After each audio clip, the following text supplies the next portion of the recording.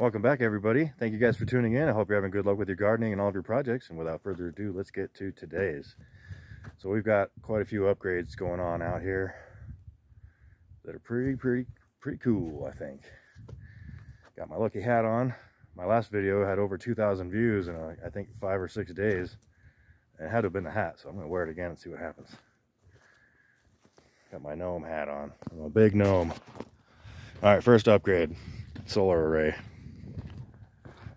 So we're going to just about double the voltage of the solar array with 10 more panels, because these panels are much bigger and much more powerful than these ones, and they're brand new.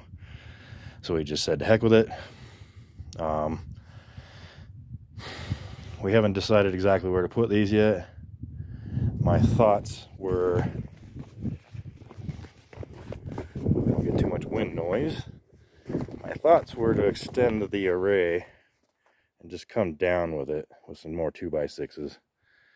And but I don't know, because I also wanted to put gutters on here, but that may not be a thing. We'll have to think about this.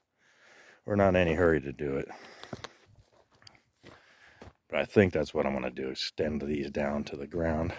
But we'll see. I may not do that, because if I do that and we get a lot of stuff growing underneath it, it may be difficult to manage clearing out the weeds and brush, since there's like 2 feet of grass everywhere right now because of all the rain we had, which I'm very grateful for.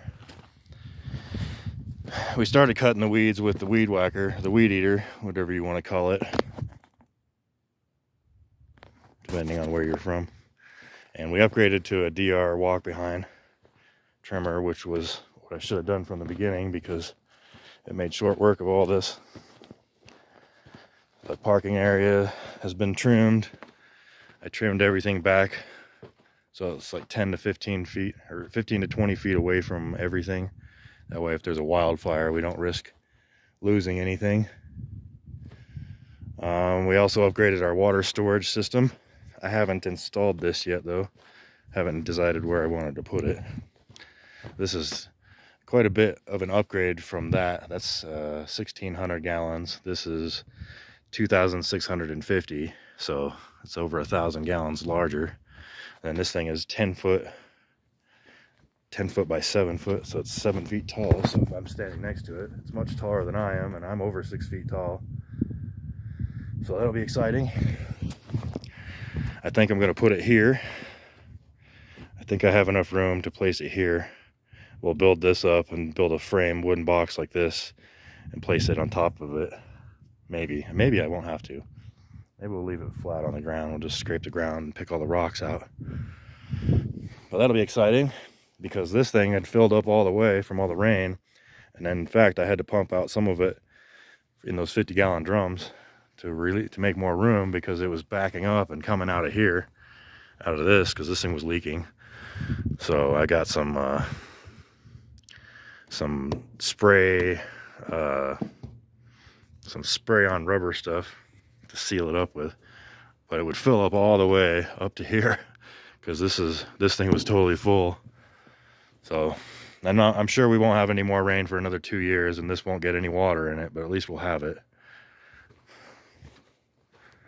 That's weird. There's a dent, but it's poking outward like that. That's bizarre. Hope there's no hole on the other side. If someone shot it, that would really piss me off. No, it's just a defect. What else have we upgraded? We upgraded we're in the middle of upgrading batteries. So we got some more batteries. I bought them from a new seller. So I got these. I got these from Jenny Wu on Alibaba. I learned about them from another YouTuber called Ray Builds Cool Stuff, and this is where he gets his batteries, and he buys them by the hundreds. But yeah, they're half the price of these. These are from Amazon, from a company called Eels, and these from Alibaba were half the price. Actually, more than half the price. So for the price of 4 of these, you can get 8 of these. The only drawback is the weight because it's coming from China. So you may be waiting 2, 3, or 4 months. So, but if you're a patient person and you want to save a bunch of money, I'd recommend that for sure. And we also ordered another Sun Gold power inverter charge controller. So we'll get another one of those. We're gonna have to move this whole thing over and make room for it, because we're gonna have to put another piece of fiberboard up on the wall here to attach it onto. Because I don't want to take this down and move it and put it here, because it'll be too close. They need to be like 11 inches apart. And if you're wondering what that extra buzzing noise is in the background, let's go look. We got a freeze dryer. So it's got 50 minutes left on it, but let's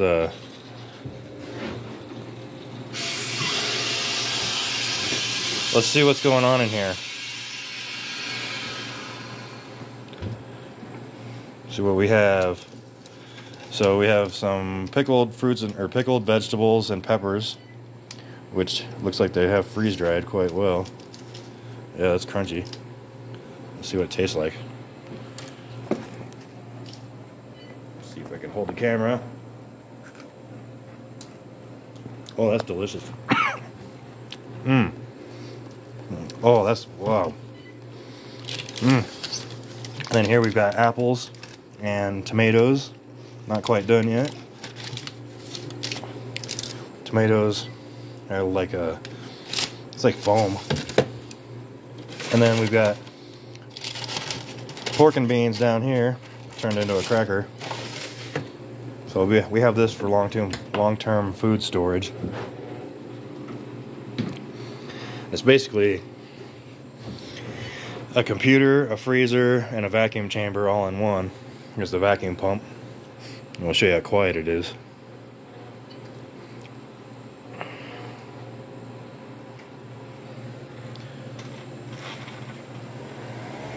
And that's it. It's not very loud at all.